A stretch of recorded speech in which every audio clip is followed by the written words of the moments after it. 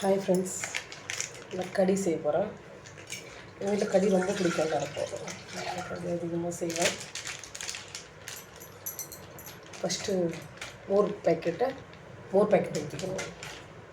அப்புறம் உப்பு கலந்துக்கிறேன்.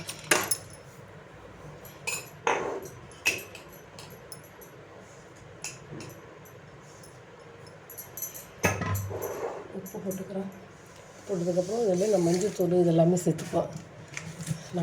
நான் இப்படி எது ஸ்டைலில் செய்கிறேன் அந்தமாரி நான் உங்களுக்கு சொல்கிறேன். இப்போ மஞ்சள் போட்டுக்குவேன்.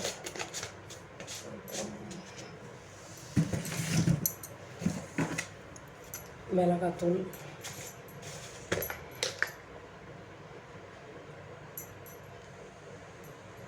இது காரத்துக்காக மிளகாத்தூள்,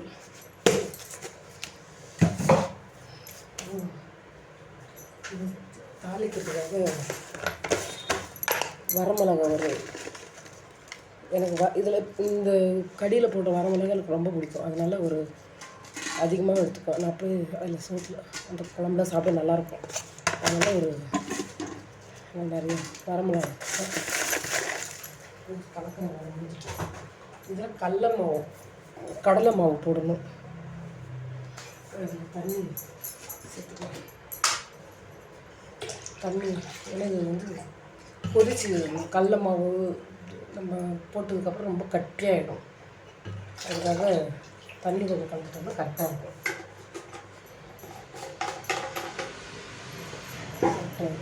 இதுக்கப்புறம் இதெல்லாம் கலந்ததுக்கப்புறம் இதில் கடலை மாவு போடணும். கடலை மாவு எங்கே வச்சது? ஒரு நிமிஷம்.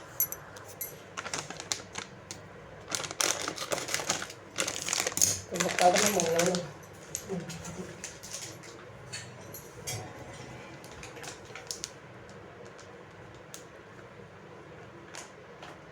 இதில் ஒரு 2 கரண்டி போடுறேன்.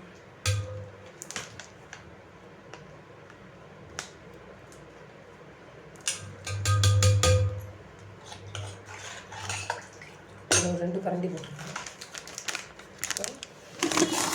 2 கரண்டி போட்டு இது நல்லா கட்டி இல்லாமல் கரைச்சிடணும்.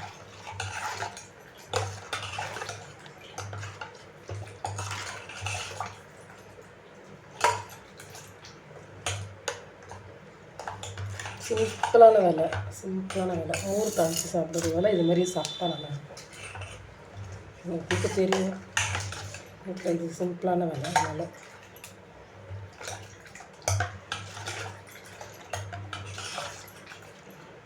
கட்டிலாமல் இப்படி கரைச்சாச்சு. கரைச்சதுக்கப்புறம் உப்பு எல்லாம் சொல்லி ஊற்றி போட்டுக்கணும். இதில் தாளிப்பு கொடுக்கணும். தாளிப்புக்காக வெங்காயம்,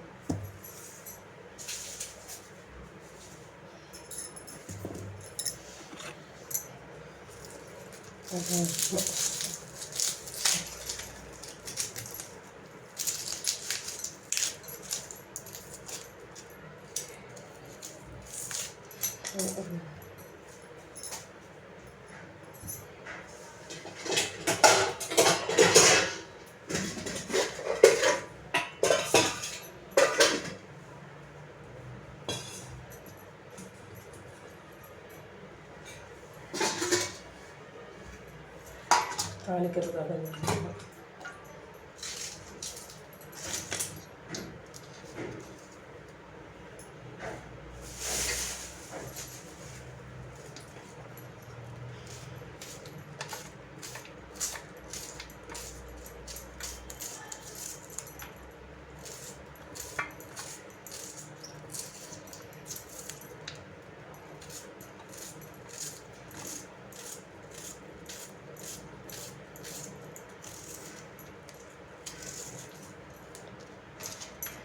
இதில் வெங்காயம் போட்டால் நல்லாயிருக்கும். எனக்கு பிடிக்கும். உங்களுக்கு அப்படின்னு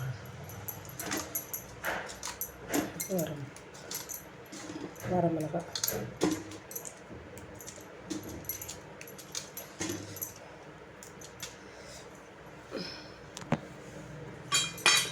தக்காளி போட்டு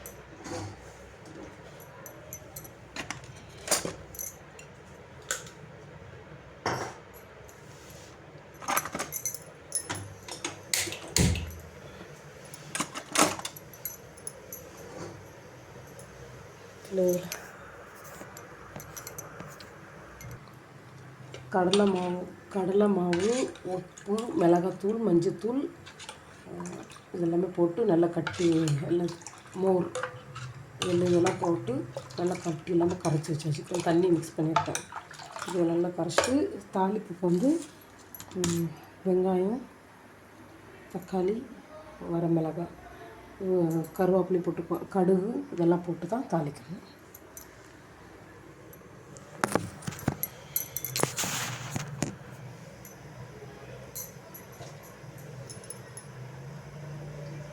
கொஞ்சமாக போட்டு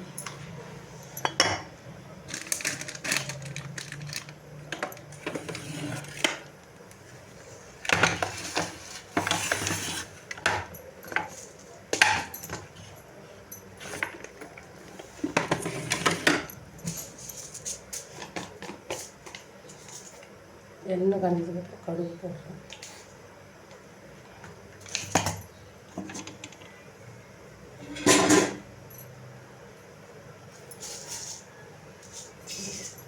ரொம்ப ரொம்ப சிம்பிளானது. ஒரு 3 பாக்கெட் இருக்கா அப்படியே இப்படி சாப்பிட்டிங்கன்னா செம்ம டேஸ்ட்டாக இருக்கும். இதில் ஒரு சின்ன சின்ன உருண்டை பஜ்ஜியாக கூட போட்டு சாப்பிடுவோம். அதுவும் நல்லா இருக்கும்.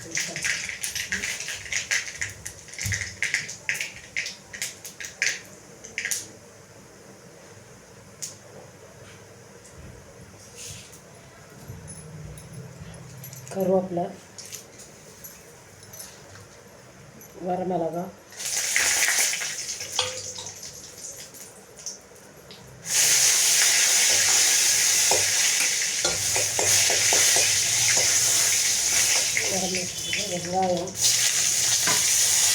வெங்காயம் போட்டுக்கணும்.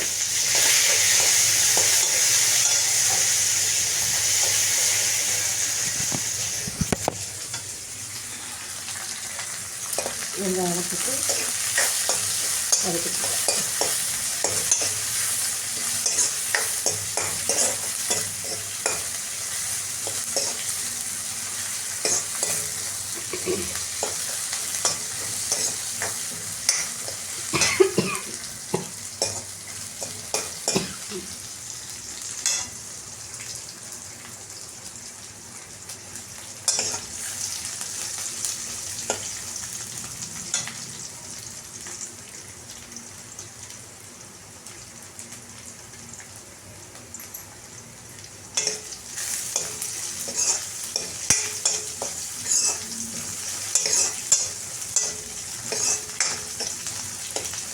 இதை நல்லா வதக்கினதுக்கப்புறம் தக்காளி போடணும். தக்காளி போட்டுட்டு இதை தாளித்து கொடுத்திங்கன்னா கரெக்டாகிடும்.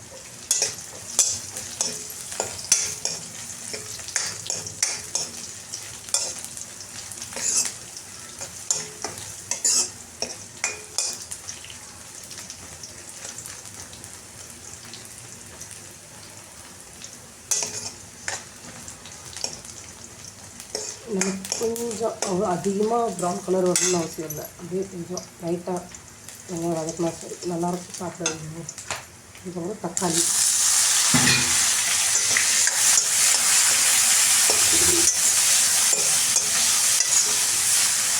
அதுக்காக கொஞ்சம் எடுத்து போட்டுக்கிறேன்.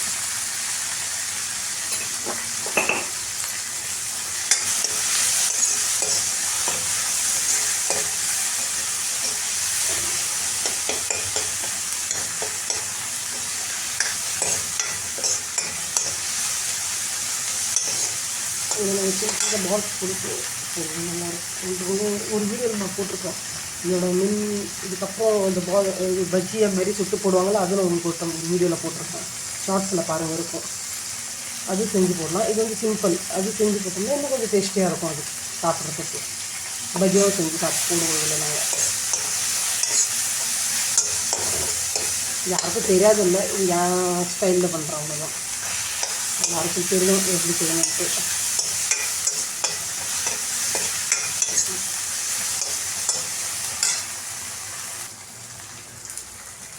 நல்லா வதங்கிட்டு பெரியவங்களுக்கு நல்லா வதங்கிடுச்சு. அதுக்கப்புறம் லைட்டாக மஞ்சள் தூள் கம்மியாக இருக்குது, அதனால் மஞ்சள் தூள் மட்டும் போட்டு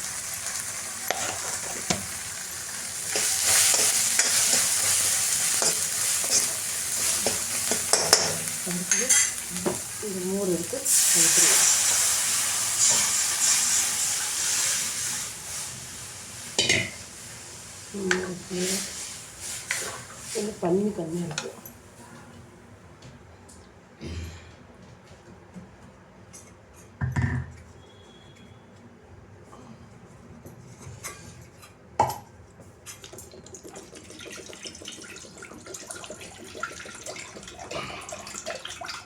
தண்ணி ஊற்றுறது பிரச்சனை இல்லை. ஒரு சிம்பிள் ஈஸி, கஷ்டமே இல்லாத வேலை இது. சிம்பிளான குழம்பு. இது கொதித்து நான் காட்டுறேன்.